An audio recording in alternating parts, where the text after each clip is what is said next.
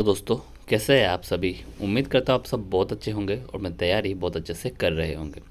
तो दोस्तों, RBI in news फरवरी महीने में आज हम देखेंगे क्या है। अगर ये पीडीएफ आप करते हो दोस्तों, ये सीरीज़ करते हो, तो आपके 5 से 6 मार्क्स एकदम कन्फर्म है बैंकिंग एग्ज़ाम्स में। ठीक है, जो आपका एसबीआई क्लर्क मेंस का एग्ज़ाम आ रहा है, सेंट्रल बैंक ऑफ इंडिया का एग्ज़ाम्स आ रहा है, इसमें दोस्तों ये जो पीडीएफ है ये आपको बहुत ही ज़्यादा हेल्प करने वाली है।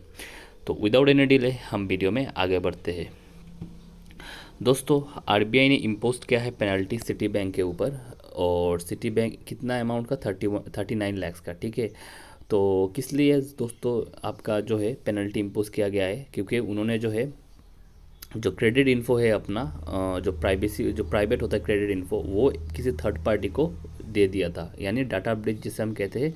इसके लिए उनके ऊपर 39 लाख रुपीज़ का पेनल्टी लगा है।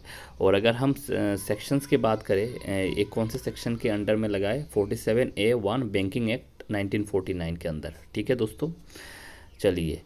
आरबीआई ने श्रीराम फाइनेंस के ऊपर लगाया है पेनल्टी। श्रीराम फाइनेंस एक एनबीएफसी है, आपने नाम सुना होगा। और इसमें कितने लाख, 5.80 लाख का। देखिए दोस्तों, 5.80 लाख इतना बड़ा अमाउंट तो नहीं है, तो आप इस पे कम फोकस कर सकते हैं। मैं जो ट्रेंड फॉलो करता हूँ आईबीपीएस का, तो वो इतने छोटे अमाउंट में जो पेनल्टी है वो कभी भी नहीं पूछता है। तो ये एक चीज़ है, आप एक देख सकते हो। एक किस रीज़न की वजह से लगा है, क्योंकि उन्होंने लोन डिस्ट्रीब्यूट किया है विदाउट परमिशन। ठीक है, विदाउट परमिशन यानी कुछ परमिशन की ज़रूरत है। और जब आप लोन डिस्ट्रीब्यूट करते हो तब आरबीआई के कुछ गाइडलाइंस है जिसको फॉलो करना होता है, तो वो गाइडलाइंस फॉलो नहीं किया गया है, इसलिए उनके ऊपर 5.80 लाख का पेनल्टी लगा है।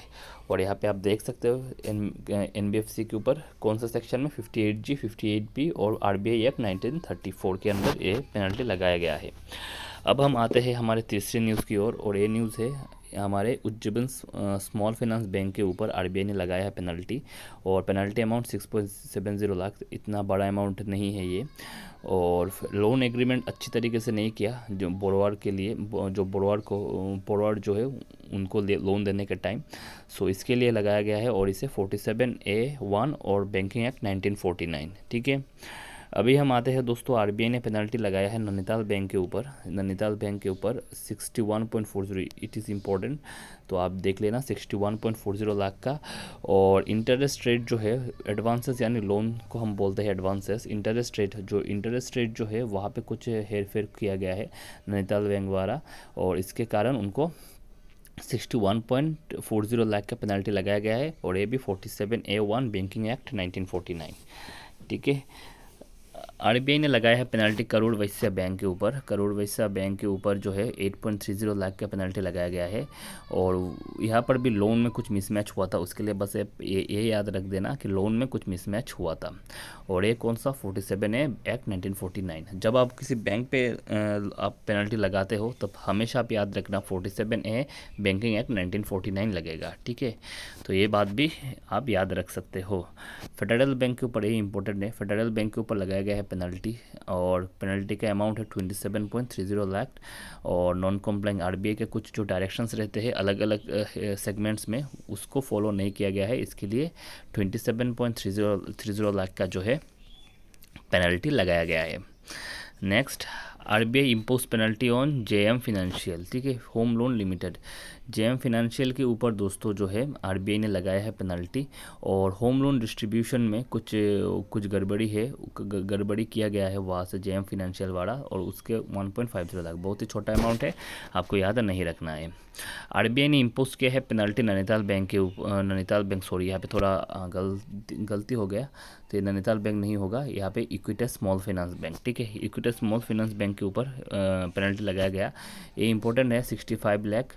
और ये भी मिसमैच इन लोन डिस्ट्रीब्यूशन। ठीक है, और अंडर 47A एक्ट 1949। और एक पेनल्टी लगाया गया इंडियन पोस्ट पेमेंट बैंक के ऊपर, this is also important, 26.70 lakh का।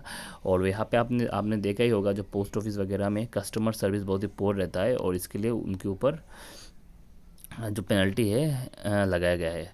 अपटा स्मॉल फाइनेंस बैंक के ऊपर 3.10 लाख, तो जिससे जो इम्पोर्टेंट नहीं है। आरबीआई ने लॉन्च किया है दोस्तों, आरबीआई डाटा नाम का एक ऐप लॉन्च किया है जिसको आप प्ले स्टोर से डाउनलोड कर सकते हैं। इसका जो मेन फंक्शन रहेगा ये है आपका फिनेंशियल डाटा जो है इंडियन इकोनॉमी से रिलेटेड जो फिनेंशियल डाटा हो गया, जैसे जीडीपी हो गया, डब्ल्यूपीआई हो गया, सीपीआई हो गया, ऐसे जो डाटा रहते हैं वो रियल टाइम डाटा जो है, या आरबीआई का जो बैंकिंग का जो प्रॉफिट है, लॉस है, इन सारे जो चीज़ आप पढ़ते हो उसके ऊपर जो है सारी इन्फॉर्मेशन है आरबीआई डाटा ऐप में आप ऐप में जाके वो सारे डाटा को एक्सेस कर सकते हो। और ये किसके लिए है? ये जनरल पब्लिक के लिए है। आरबीआई ने लॉन्च किया फिनेंशियल लिटरेसी वीक 2025। तो ऑब्जर्व किया गया है उसे फरवरी 24 से फरवरी 28 तक। ठीक है, ये जो it is very very important. और जिसका थीम जो है ये आपका रहेगा फिनेंशियल लिटरेसी वुमेन प्रोस्पेरिटी। ये आप रट्टा मार देना, फिनेंशियल लिटरेसी वुमेन प्रोस्पेरिटी। और लिटरेसी वीक कब से स्टार्ट हुआ था दोस्तों? लिटरेसी वीक स्टार्ट हुआ था आपका 2016 से। कब से स्टार्ट हुआ था दोस्तों? 2016 से आपका लिटरेसी वीक जो है वो स्टार्ट किया गया था। और ये ऑब्जर्व कब होता है? ये दोस्तों ऑब्जर्व होता है हमारा एनुअली। ठीक है, ठीक है, चलिए। RBI approved bank of Maharashtra to open branch in Gujarat GIFT city. ठीक है, आरबीआई ने अप्रूव किया है बैंक ऑफ महाराष्ट्र को जो to open branch in Gujarat GIFT city. Bank of Maharashtra Gujarat GIFT city में क्या ओपन करेगा? अपना ब्रांच जो है वो ओपन करेगा बैंक ऑफ महाराष्ट्र में। ठीक है, और गुजरात गिफ्ट सिटी एस्टेब्लिश कब हुआ था दोस्तों? 2011 में। और इसका तो फुल फॉर्म जो है Gujarat international finance tech city. तो यही बस न्यूज़ है, इससे आगे आपको नहीं पूछेगा और आपको पढ़ना भी नहीं है। आरबीआई ने अलाउ किया स्मॉल फाइनेंस बैंक को टू क्रेडिट वाया यूपीआई। यानी स्मॉल फाइनेंस बैंक जो है वो अभी यूपीआई के माध्यम से आपको लोन डिस्ट्रीब्यूट कर पाएंगे। और इसके लिए रिजर्व बैंक ऑफ इंडिया ने उन्हें परमिशन दे दिया था। ये परमिशन सिर्फ शेड्यूल कमर्शियल बैंक को था और अब ये स्मॉल फाइनेंस बैंक को भी मिल गया है। और यूपीआई जो है वो कब लॉन्च हुआ था? 2016 में। और पहले यूपीआई का जो यूज़ होता था वो बैंकों के लिए था, जो जनरल पब्लिक के लिए नहीं था। बैंक अपना फंड जो है वो एक बैंक से और एक बैंक में जब ट्रांसफ़र करते हैं उसके लिए ये जो यूपीआई है उसको यूज़ किया जाता था। और अभी ये जो है 2016 में ये जो यूपीआई है ये आप और मेरे लिए यानी जनरल पब्लिक के लिए यूपीआई अवेलेबल करवा दिया गया था। तो ये जो मिनिमम कैपिटल है आपका स्मॉल फाइनेंस बैंक को ओपन करने के लिए, तो ये 200 करोड़ रुपए का है। आपको 200 करोड़ रुपए का नेटवर्थ होना चाहिए, तभी आप स्मॉल फाइनेंस बैंक के लिए अप्लाई कर सकते हो।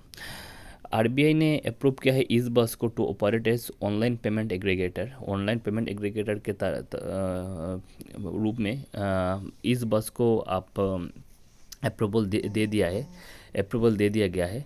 और मिनिमम कैपिटल जो है तो 15 करोड़ रुपीज़ का आपका होना चाहिए। ठीक है, मिनिमम कैपिटल पीए यानी पेमेंट एग्रीगेटर आपको ओपन करने के लिए 15 करोड़ रुपए का आपको जो है आपको चाहिए। आपको क्या चाहिए? आपको जो है आपको वो सारी चीज़ें चाहिए। ठीक है, तो मैं आपको एक चीज़ बताना चाहता हूँ, पेमेंट एग्रीगेटर का काम क्या होता है। ये आपका पेमेंट एग्रीगेटर है। ठीक है, आपको पता है ये पेमेंट एग्रीगेटर है। तो पेमेंट एग्रीगेटर क्या करता है? ये आपका बैंक हो गया और ये आपका ये आप जिस अकाउंट से पैसा भेज रहे हो उनका बैंक हो गया और ये आपका बैंक हो गया। और इन दोनों बैंक में जो तालमेल फिट करता है वो उसका ही काम होता है पेमेंट एग्रीगेटर, जो आसान भाषा में मैं आपको समझाता हूँ। ठीक है, तो इसके बारे में डिटेल्स में पढ़ेंगे, बट ये आपको थोड़ा बहुत समझना चाहिए। आरबीआई ने डिलीट कर दिया है implementation of liquidity coverage ratio. RBI ने डिलीट कर दिया है liquidity coverage ratio project financing norm. ठीक है, और ये जो न्यू डेडलाइन आपको दिया गया है, ये डेडलाइन जो है 31 मार्च 2016 का आपका इसका डेडलाइन दिया गया है। तो लिक्विड कवरेज रेशियो का मतलब क्या है? It is a mandate to financial institution to hold enough high quality cash to average cash crisis. जैसे कि आपका बैंक है। ठीक है, आपका बैंक मान लीजिए आपका account state bank of India में है। ठीक है, और स्टेट बैंक ऑफ इंडिया के पास आप मान लीजिए 1 करोड़ कस्टमर्स है। अब मान लीजिए 1 करोड़ कस्टमर है। ठीक है, और 1 करोड़ में से अचानक कुछ 50 लाख ने अचानक एक ही दिन में अपने जो यूपीआई से या कोई ऑनलाइन ट्रांजैक्शन के कारण जो है पैसा जो है वो ट्रांसफ़र करना शुरू कर दिया या पैसा विड्रॉ कर दिया बैंक से। ठीक है, तो एक साथ जब इतना पैसा जब बैंक से विड्रॉ हो जाएगा तब क्या क्या होगा, तब आपका जो बैंकिंग सिस्टम जो है वो तो कोलैप्स कर जाएगा। और ये जो कोलैप्स से बचने के लिए जो है लिक्विडिटी कवरेज रेशियो, यानी लिक्विडिटी का मतलब है मनी, ठीक है, मनी कवरेज रेशियो, जैसे इंश्योरेंस कवरेज होता है, ऐसे मनी कवरेज होता है बैंकों के लिए, ठीक है। लिक्विडिटी हम बोलते हैं स्टैंडर्ड भाषा में। तो लिक्विडिटी कवरेज रेशियो, उस लिक्विडिटी को वो जो क्रैश ना हो, इसके लिए ये लिक्विडिटी कवरेज रेशियो का नॉर्म जो है वो रिजर्व बैंक ऑफ इंडिया ने इंट्रोड्यूस किया है। और ये न्यूज़ में क्या है, अब ये पढ़ने के बाद आपको समझ में आएगा। RBI order the banks to maintain extra 5% cash reserve, जो मैंने बताया था कैश रिजर्व रखना चाहिए, इमरजेंसी फंड जिसे बोलते हैं। एक कैश रिजर्व क्या होता है, कैश रिजर्व आप एक्सेस नहीं कर सकते हो, एक कैश रिजर्व इमरजेंसी यूज़ के लिए होता है। जैसे गवर्नमेंट का कंटिजेंसी फंड होता है, ऐसे बैंकों का कैश रिजर्व होता है। फॉर रिटेल डिपॉजिटर कौन, हम और आप, ठीक है। For those who use mobile banking to maintain, मैंने बताया था ना, online banking, to maintain 10% cash reserve to avoid cash crisis in case of high cash outflow through internet banking. For mortgage lender the limit is 15%। Mortgage lender आपको पता है, आप एक बार mortgage lender का मतलब आई होप आपको पता है। सो मैं इसके बारे में आपको अलग से बताऊंगा मॉर्गेज लेंडर का मतलब क्या होता है। तो क्योंकि वीडियो लंबा हो रहा है तो मुझे ये थोड़ा शॉर्ट भी रखना है इस वीडियो। अभी कितना न्यूज़ है, अभी बहुत सारा न्यूज़ है, आप देख सकते हो। तो मैं एक काम करता हूँ, इसका मैं फर्स्ट पार्ट यहाँ पे रखता हूँ, ठीक है, यहाँ पे फर्स्ट पार्ट रखता हूँ। अगर आप कमेंट करोगे, अच्छे पॉजिटिव कमेंट्स करोगे, तभी मैं लंबा वीडियो बनाऊँगा, वरना लंबा वीडियो बनाने से आप लोग देखते कम हो। अगर इस तरह के करंट अफेयर्स का पीडीएफ चाहिए, जो भी चीज़ें चाहिए, तो आप मेरा पेड करंट अफेयर्स बैच जो है वो ज्वाइन कर सकते हो। वो बैच बहुत ही अच्छा है, क्योंकि आपको जो इन्फॉर्मेशन है वो ऐसे मिलेंगे कि आपको डायरेक्ट पिन पॉइंट जो है एग्ज़ाम रिलेवेंट इन्फॉर्मेशन जो है आपको मिलेंगे डायरेक्ट पिन पॉइंट। तो यही था दोस्तों मेरा अपडेट इस वीडियो के थ्रू। आप अगर चाहे तो मेरे पेड करंट अफेयर्स बैच को ज्वाइन कर सकते हो, जिसका नंबर है 9365651319, ठीक है दोस्तों। और अगर आप कमेंट अच्छा देते हो, अगर आपको लगता है कि वीडियो आपके लिए फ़ायदेमंद है, तो मैं इसका पार्ट 2 भी लाऊंगा। आपने देखा मैंने 50% आपको पढ़ा दिया और इसका 50% अभी भी बाकी है। तो थैंक यू फॉर नाउ, मिलते हैं अगले वीडियो में।